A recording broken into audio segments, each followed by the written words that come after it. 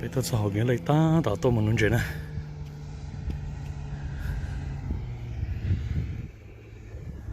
có tôi tạo nữa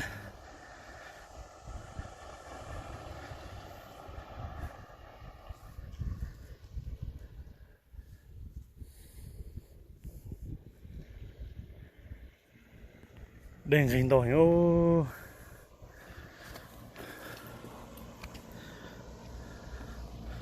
ở bênนู้นตัวไฟเอาไว้เกี่ยวตัวรถตรงนั้นนะ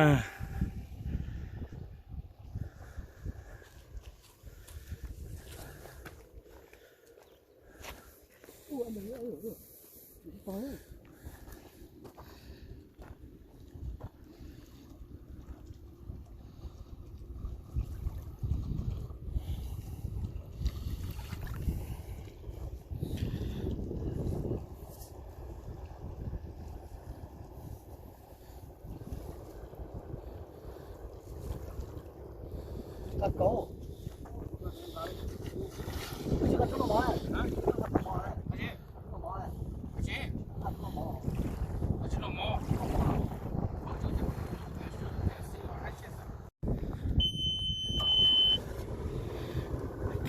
bây giờ một bốn đợt là whisky thì ở Bear Creek này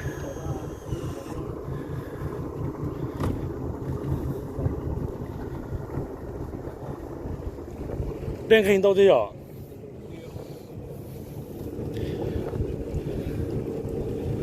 Tao nói tụi đèn nè.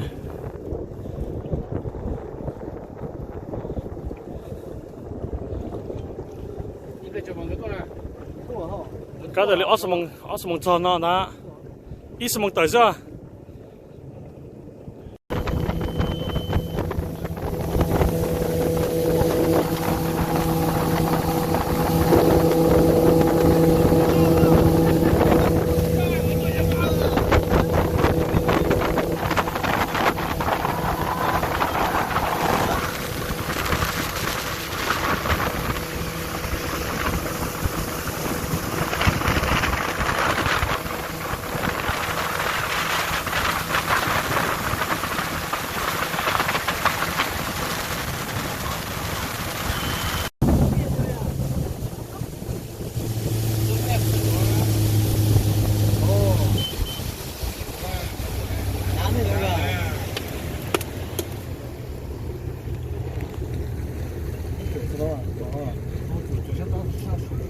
Chỉ lưu nè.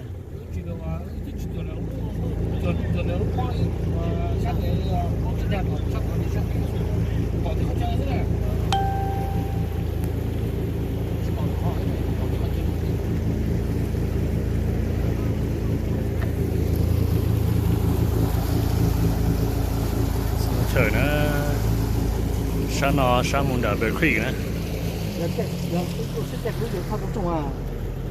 中药打了没有？中啊，来不了。哦。你刚看了就。我看了，我看了什么还要加60度的呢？这边还没这样。可恶！龙嘎子。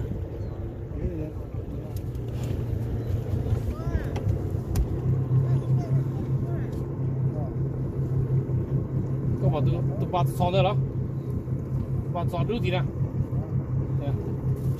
这个呢，我接到真正了哈。也有那了。哦，也有。这个我得不到弄到一顿这个路老哟。怎么找嘛？弄别个很久等到到单哦弄啊。哦。呀。怎么找了？怎么找？差不多呢。妈，搞不一下很久去了哟，这哇。到了，到。哎，我把东西了。把地了么？对呀，要搞。 呀，根本是好đèn đó ha. Rồi thì tự nhiên cái đó phải giá đây là rồi đấy. À, tự nhiên đây bây giờ, bây giờ, như là cái nữa. Cái bọc bây giờ đó. Đó. Cái bọc bao. Chả phải rùa giờ. Quần đá đi à? Chó rồi. Ô, giờ là cái vật nhua là kỹ rồi yo. Cái bọc bà đúng rồi đó. Tôi chơi đi kì hả? Rồi, bà đúng đó, nó lôi. Bà đúng lôi.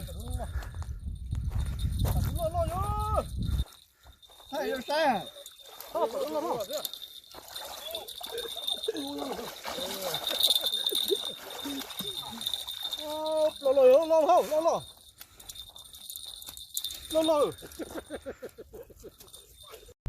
tụi nó ta nụ bàn này nè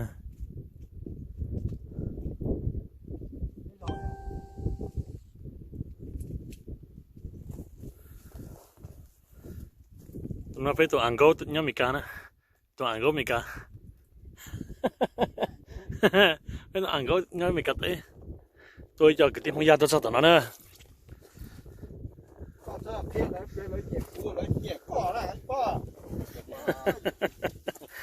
thay giờ rồng trôi à bây giờ nó cho nên cho nó câu bỏ nó nhẹp thế nó nhẫn này á thì bây tụi ăn gấu thì nó mà trong đâu tụi ăn gấu thì lo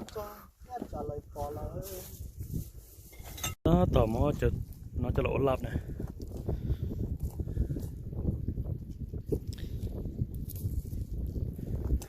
chúa tụi nó thế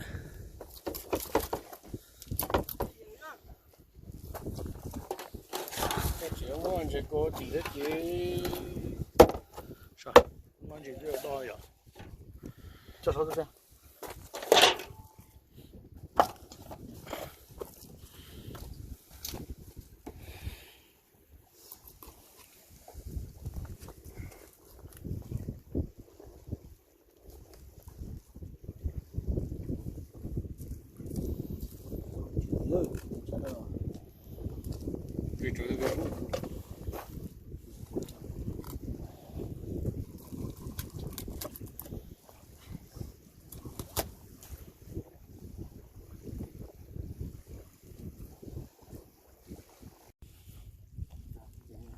muốn lỗ lạp nè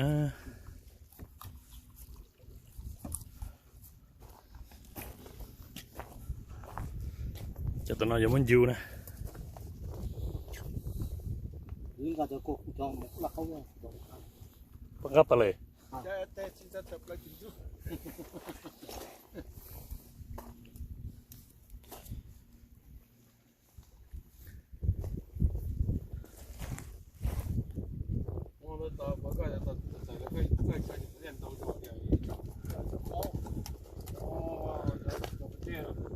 đây là câu to câu là câu to tất cả cho sự xin dân tập luyện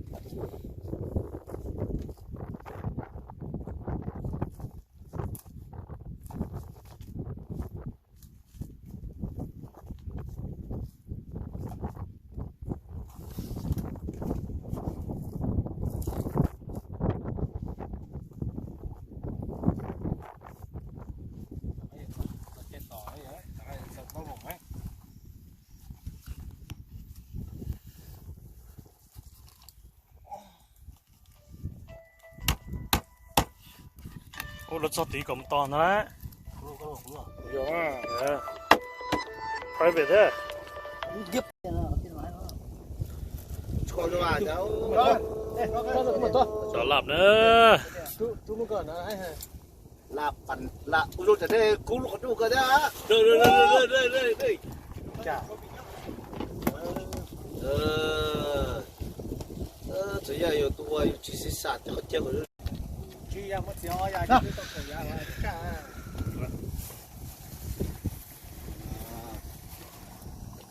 này chỉ yếu cho tôi thế bây giờ ô bây giờ tôi ở bây giờ thế nè rồi mà đẹp cười có một sao có một cái chỉ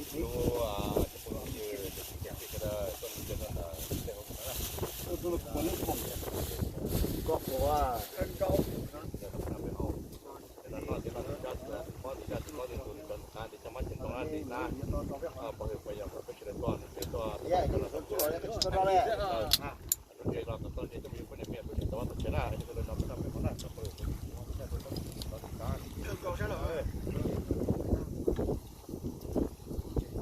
저희가 진짜 못 걸어라. 진짜 커. 그래. 우유 깍지게 돼서 cái con gạo khó. Nhớ hay mình nhớ chúng nó được chơi. Một trong có được hậu nè. chỉ có lúc mà đi nào tôi sẽ làm cái solution đó này, sẽ là đập bên hậu đó, sẽ là nói thì choวันนอกถึงว่าเป็นการป้อนเงินกันrồiมาติดต่อป้อนแล้วเนี่ยrồi lúc coi rồi cho này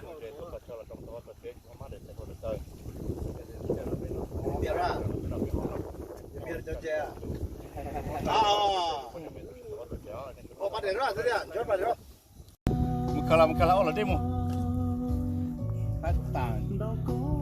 này giờ chính kia chụp bên này lá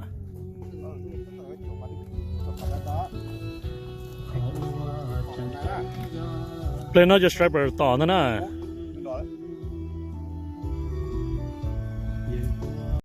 cho nó tô lấp rồi nè nó có mầm bầu rồi thì lên nó chỉ trâu chú lọ đến nó nè chú chỉ to hơn nó chừng như một hầu thế nè cá hình nữa chụp phong gì nè non dày nhớ tên mình cả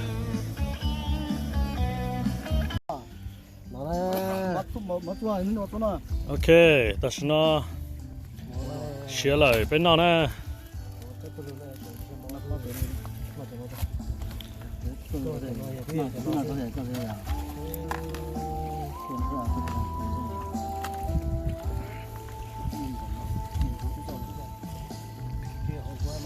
nó chính kia怎么称好嘞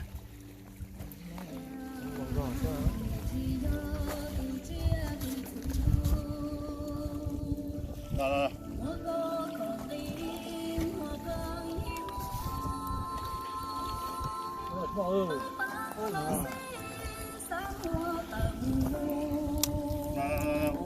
，chỉ xé cái nữa nó nào cô hai đứa nàyว่าba tấm mắm lẩu thế mà ô yeah cô yên bông xia này đến này thâu mà xe này cô bông xuyên thả để bé tấm mắm lẩu nữa thì sao mình làm mà chọn nó là này ô sao tụi xe tụi sầu nè tao giờ là nó học cái nó là sáng khi lần thì bây giờ nhiều gì này ô lì nè tụi nó là cho tao cái đầu tiên là chỉ sinh chỉ một cái tiền gì là cho mìnhคนเล่นคนหนักคนจืดตอนอยู่นอนใจแล้วก็nó họ này họ chỉ vật chứ này nóจะlà sniper mình cảจะ sniper gì mong là thầy coi chỉ theo sniper á có tàu được hả có tàu được có tôi nói gì vấn đề ra nó tả nữa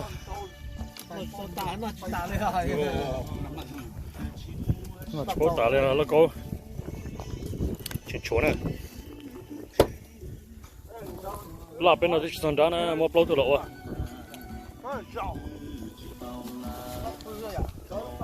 chỉ chỗ bom mắm lẩu đấy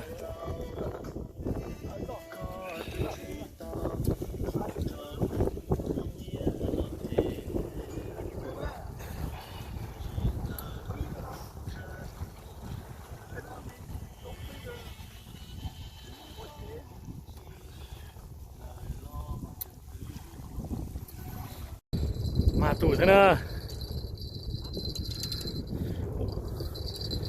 thì tụi con mình striper đó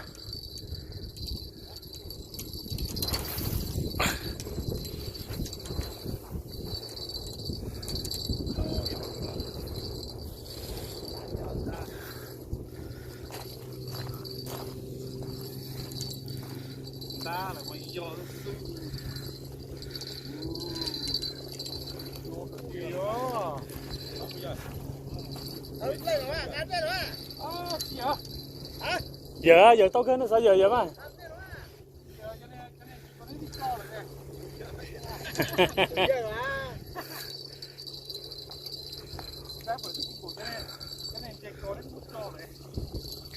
dùng tụi nó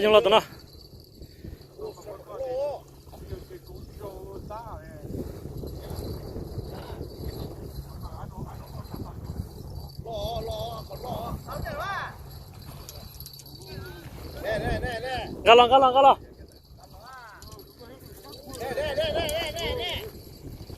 Ô, tụi nó chỉ đâu đi nè, tụi nó. Giờ kia.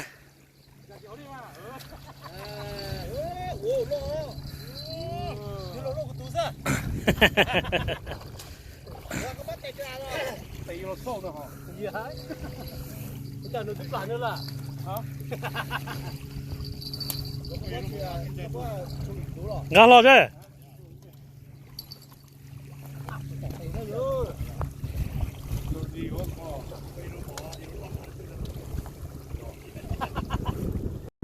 cho ăn gấu lo cho the lo island đó nè chị ví dụ một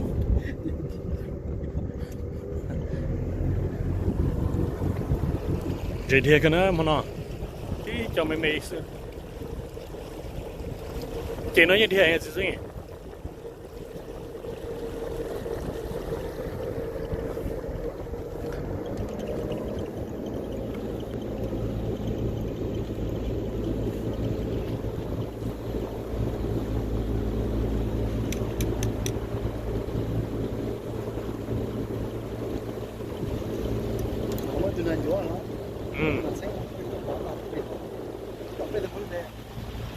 dạ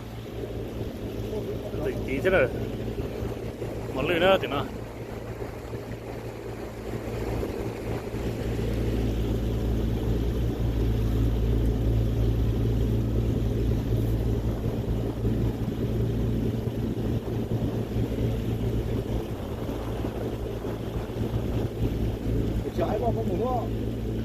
phân đồng xưa à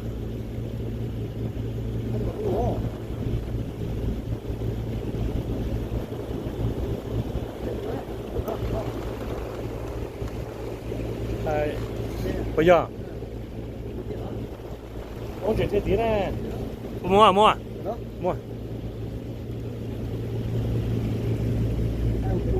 dạ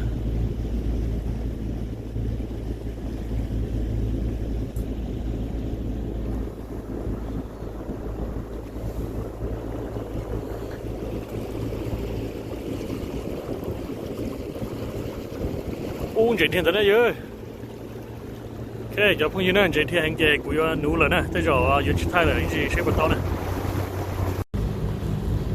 ok dùng có hình nữa chuẩn nó nụ bông nữa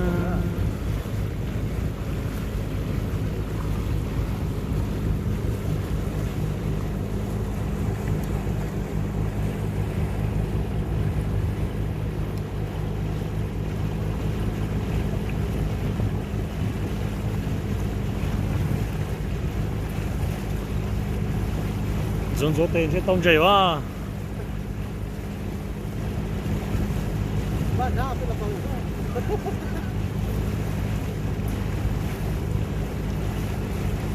chẳng nên chơi chuyện thiệt nè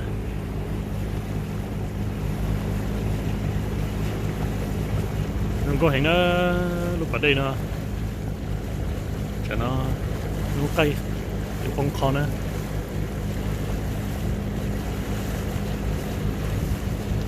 để cho nên là sai bên đường về lên nó xem nè để rồi bên mà đã có tốt rồi